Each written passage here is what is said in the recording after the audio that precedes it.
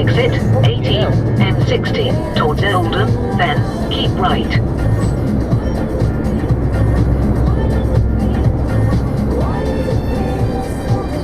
Take the exit 18, then keep right.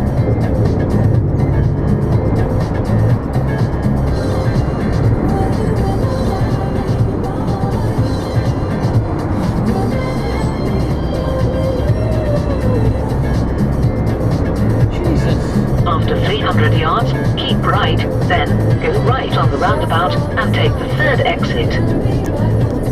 Keep right, then go right on the roundabout and take the third exit.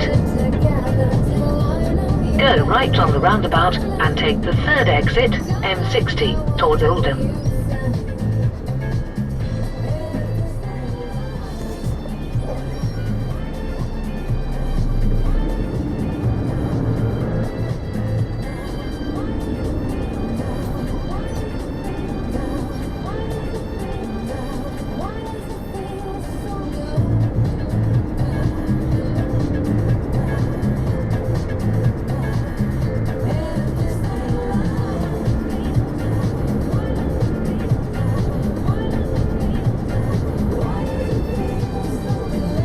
Take the exit, M60, then take the motorway.